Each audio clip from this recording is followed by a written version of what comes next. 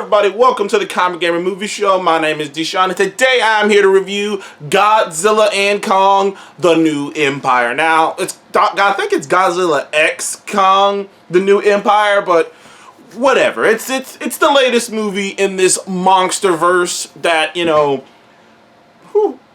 I guess Warner Brothers, but like, what's the company that makes these movies? Is it Legendary? I don't think it's Legendary. Either way, it's the latest movie in the Monsterverse, the Kaiju-verse, or whatever you want to call it, in this universe of Kong and Godzilla. Last movie was Kong versus Godzilla, which despite being pretty bad in terms of from the human's perspective, once it actually got to Godzilla versus King Kong, everything that involved them, which thankfully out of that hour and 40-something minute movie, the Godzilla having conflict with Kong and the kaiju shit in general, or them fighting Mechagodzilla, took up about 45 to 45 minutes of it, so it made the movie worth it. So you sit through an hour of shit for 45 minutes of what you actually showed up to see. And in the end, that was enough for me and Seth at the time to give it a positive score, because I just was like, dude, you know what? Fuck the humans. The human element is the worst parts of all these movies. The only time the human element was remotely interesting was in Kong Skull Island. And that was because Samuel L. Jackson was given an interesting performance, and John C. Reilly was in there giving an interesting performance. They stood out, and there were some standout characters in that movie. But other than that, for the most part, the human element is the worst element of the movies. It's the same problem that the Transformer movies had for years, is trying to figure out a way to make the human element work. Honestly, but to a certain extent, you don't need the human element to make it work, but I digress. This one is another one of those movies. Now, I will give this movie this. I thought it was going to be a complete waste of time. I thought it was going to be awful. I thought it was going to be basically Kong versus Godzilla, but minus the Kong versus Godzilla parts that were awesome. So I'm like, well, what are we getting here? And what we end up getting here is a movie that works better when the humans aren't around. Now, obviously, we make fun, everyone makes fun of how bad the human element is in these movies, but we all understand to an extent that it is necessary. Obviously, you have these creatures. Godzilla is a primate. He's a monkey. He's a gorilla. He's a giant, oversized gorilla. He's a building-sized gorilla. No, not Godzilla. King Kong's a building-sized gorilla. Godzilla's a building-sized lizard.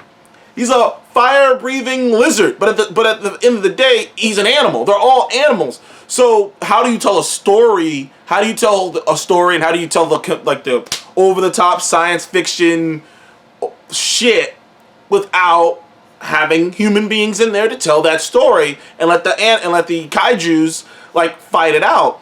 And the problem, and usually that's the only reason most people can explain away or accept humans being in this. But this movie was a first.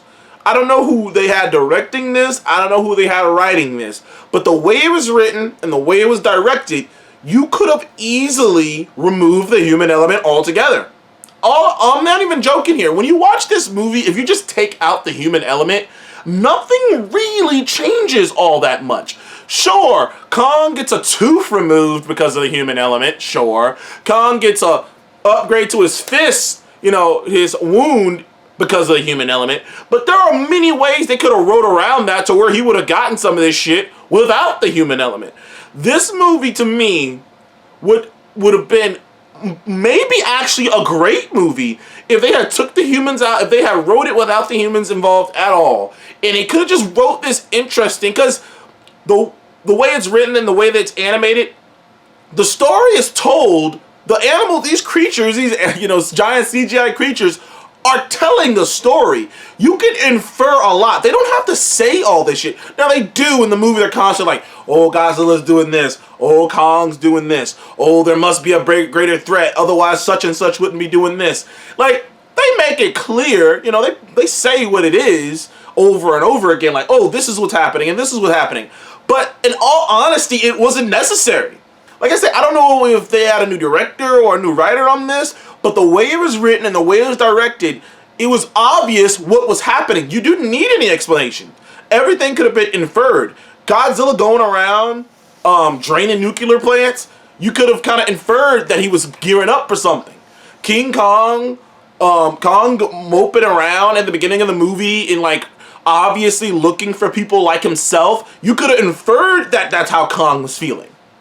Kong discovering discovering more of his kind, only to discover there's this asshole down here named the Scar King, who's clearly a baddie and is clearly controlling this one creature with this magical weapon, with this weapon that he has. Like, there's so much that could be inferred that you didn't need explained, that you can get through action and body language with all these creatures, that in all honesty, this movie would have made a really great, like, maybe hour and 10 minutes, because, you know, I'd say 40, like, out of this hour and 50-minute movie, about 45 to 50 of it is spent on humans.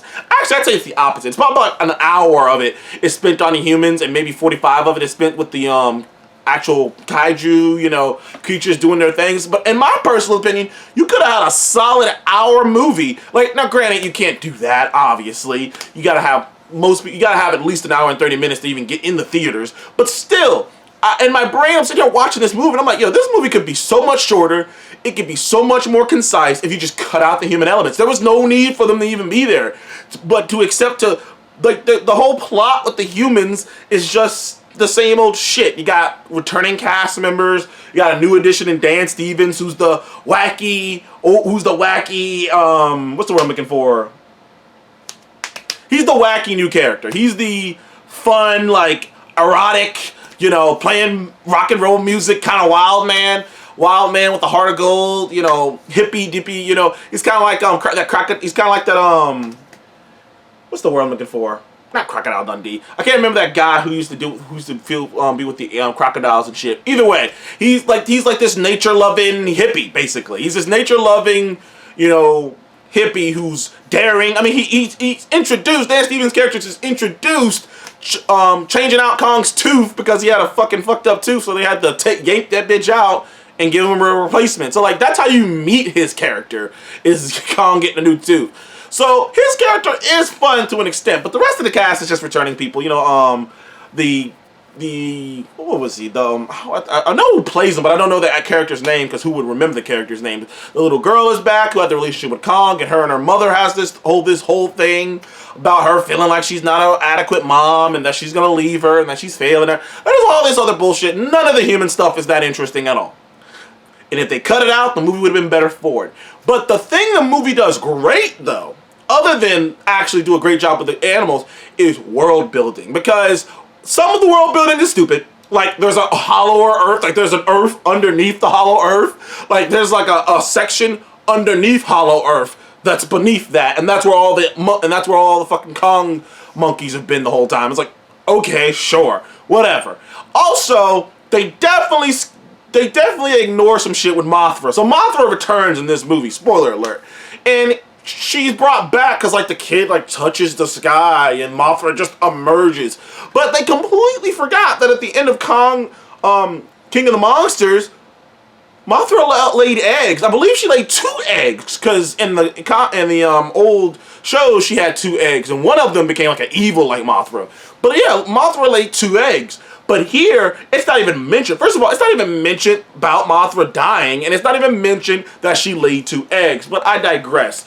I did find the world building interesting. One of the things I loved, actually, was just like in the MCU, the world has sort of, kind of, not completely, obviously, but they have adjusted to Kong and kaijus in general. Like, they make it very clear, like, because at the end of Godzilla King of the Monsters, you would be completely in the right to assume that all the kaijus are dead, because they pretty much say all the kaijus are dead. You're just like, oh, so it's just Godzilla roaming on the surface, and Godzilla will pop up every time a kaiju pops up. But no, here in this one, they make it established right off the top, there are kaijus all over the world. Like, and like, they figured out how to find them, like, because like, you have a map that pops up, and they're like, there's a kaiju here, there's a kaiju here, there's a kaiju here. Like, and Godzilla's like fighting them, he's going around fighting them, you know, whenever they start fucking with shit they shouldn't be fucking with. But it's sort of funny, like, just looking around like, yo, okay. So, and the world has sort of, like I say, not adjusted to the presence of kaijus, but they've accepted that they're here. They've accepted that this is the thing. They've accepted that there's a hollow earth. Like, there's even, like, throughout the course of the movie, you hear documentaries being played in the background with people just, like, talking about King Kong and talking about the island and talking about Godzilla. Like, it's not this mind-blowing, oh my god, I can't believe this is happening thing anymore. It's like this is a part of our world. It's like, you know, this is a part of our world. This is something that's a possibility. These creatures exist out there. We know how to track them now. We know how to track Godzilla now. So it's just like, it's like storms, dude. They're basically, they treat the kaiju like the weather. Like, there's nothing you can do about a hurricane coming through. You know what I mean? Ain't nothing you can do about a super twister wrecking an entire town. You know, like, that's kind of how they treat the kaijus in this world. Or like, they're just huge. They're just giant. They're just giant forces of nature, which they should be treated like that. The only problem is they've kind of blew their load. That they already got rid of some of the best kaiju. Rodan is already gone. Ghidorah's already gone. Mothra's already been shown. Like, there's only a couple other. There's only really a handful, like maybe one or two other things they can do. That's the only thing I'm curious about is what are they gonna do? Because I even like the villain Scar. It was a different type of villain. Because since he was an ape like Kong, Scar was more of a thinker. You know, he wasn't just this beast, this mindless beast attacking. He was manipulative. He was cruel. I mean, he literally was taking advantage of this creature. He was a thinker. He used a whip. Scar was an interesting villain for them to fight because it's like, okay, it's a different thing. And Godzilla and seeing Kong have to adjust to fighting beings like himself, beings that are on the same height as him, because like for a while now he's been fighting more reptilian creatures, like creatures that can't think as well as him. I mean, that's how he had his advantages against Godzilla in the first place, is being his maneuverability and being able to think and being able to set traps and stuff, which they show at the beginning of this movie as well. So seeing Kong have to adjust to fighting people like himself was very fun and very interesting. Like I say, dude, this movie would have been so much better without the people. But even with the people, I would still give Kong x Godzilla, or Kong and Godzilla: A New Empire, a solid 7 out of 10. It was a fun time at the movie theaters. Like I say, it is a classic popcorn movie. If you got rid of the humans, it would be damn near perfect. But it is what it is. Anyways, thank you guys for joining the Comic Movie Show. Please remember to like and subscribe, and I'll see you guys on the next one. Goodbye.